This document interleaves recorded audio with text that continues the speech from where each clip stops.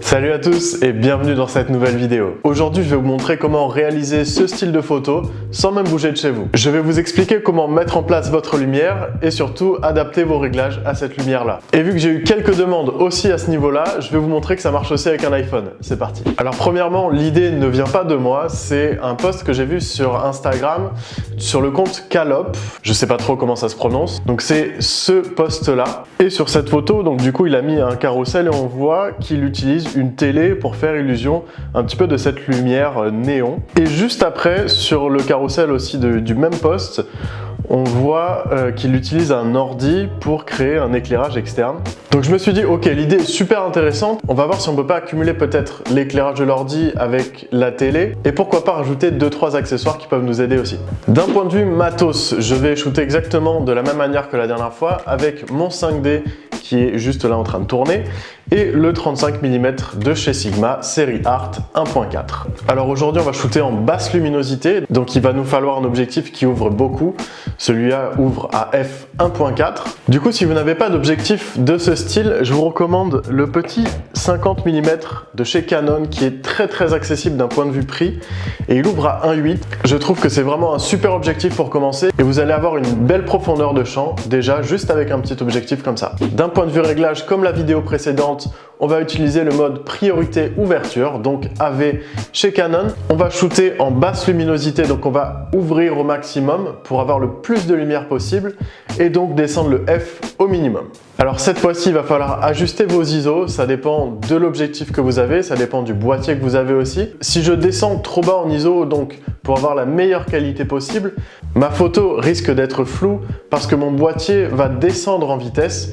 Donc si vous posez lentement, forcément votre sujet ne va pas être fixé.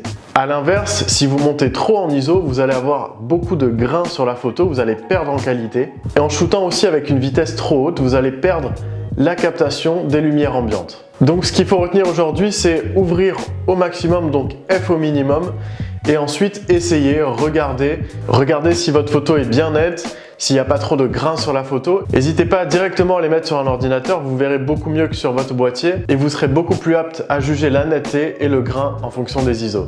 Voilà, d'un point de vue réglage, je pense qu'on est bon. Maintenant, on va passer au plus intéressant. On va regarder ensemble comment réaliser cette photo et surtout comment mettre en place votre éclairage. Alors, pour que vous compreniez, Julie est ici. On a mis le fond néon donc sur la télé. Au fait, j'ai oublié de vous dire, pour trouver du coup le fond néon, il suffit de taper néon tunnel sur Google. Vous allez dans les images et vous allez trouver tout ce qu'il faut. En face d'elle, il y a bien un autre écran avec un fond bleu. Donc si je me mets juste en face, vous voyez bien la lumière rose et la lumière bleue sur son visage. Et j'ai aussi rajouté une petite lampe derrière elle qui va faire le halo qu'on voit bien à gauche derrière son visage. Hop, hop, hop, hop. T'as rien vu? Grosse erreur. Ne laissez pas votre souris sur l'image de la télé parce que forcément, ça se voit. Donc pour schématiser, vous avez bien la télé à droite de Julie qui va amener la lumière rose.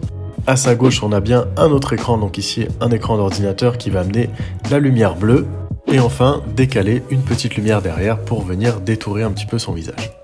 Mon fond n'était pas trop homogène, donc j'ai décidé aussi de rajouter un drap noir derrière elle, histoire d'avoir un fond vraiment bien uni. Donc c'est parti pour ce premier essai. Alors c'est pas forcément évident de trouver le bon angle, n'hésitez pas à bouger un petit peu vos lumières pour avoir le meilleur rendu possible. Faites bien attention quand vous ouvrez beaucoup, ici à 1.4, n'hésitez pas vraiment à placer votre mise au point sur les yeux pour être sûr que la netteté soit vraiment bien sur le modèle. Voilà donc la première photo brute que j'ai sélectionnée. J'étais donc à ISO 1600, j'ai ouvert à 1.4 et en vitesse à 160.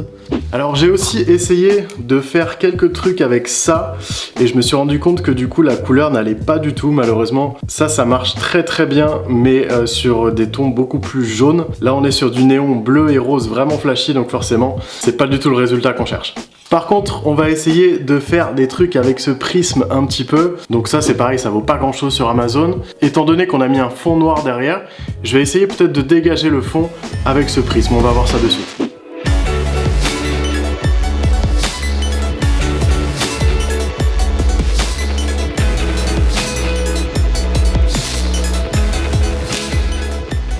Voilà, donc comme vous l'avez vu, avec le prisme, c'est quand même beaucoup plus sympa. Donc je le répète, ça vaut vraiment pas grand chose sur Amazon et ça peut s'avérer vraiment utile. Surtout dans notre cas ici. Donc pour shooter au prisme, il faut tout simplement le tourner petit à petit pour essayer de trouver la meilleure réflexion. N'hésitez pas donc à le tourner, à le mettre un petit peu dans différents sens, à le rapprocher de votre objectif, etc. Voilà donc les premières photos brutes avec ce prisme. Et comme vous le voyez, le fond noir qui me dérangeait en haut à gauche sur mes photos est complètement dégagé par le prisme ici. Il vient rajouter vraiment en réflexion l'écran de la télé et créer un rendu super sympa. Comme je vous le disais en introduction, ça marche aussi avec un iPhone. En voici la preuve, j'ai fait une petite capture d'écran de mon iPhone. Donc c'est un iPhone 11 classique, c'est pas l'iPhone 11 Pro. Je me suis pas trop attardé dans les réglages, je me suis juste mis en mode portrait à la va-vite. Et regardez le résultat, ça marche aussi.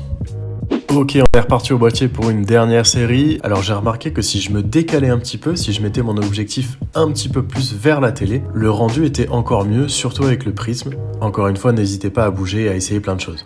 Voici donc la photo qu'on a sélectionnée, donc celle-ci est retouchée. J'avoue que je m'attendais pas du tout à avoir un résultat aussi qualitatif.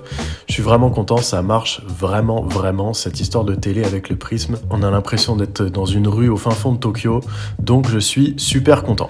On arrive à la fin de cette vidéo, j'espère que ça vous aura donné envie d'essayer et de faire des photos. Le hashtag Confilusion de vos photos en confinement tient toujours. N'hésitez pas à le mettre sur vos publications pour que je puisse voir toutes vos créations. La semaine dernière, il y a eu un petit bug Insta, même ma photo avec le hashtag Confilusion n'est même pas apparue sur le hashtag, je sais pas trop, mais vous inquiétez pas, je surveille tout ça. Voilà, je pense qu'on a fait le tour, n'hésitez pas à mettre en commentaire un petit peu ce que vous avez envie de voir sur cette chaîne. Je vais réfléchir dès maintenant à des thèmes de nouvelles vidéos, donc je vous dis à très bientôt. Ciao, ciao.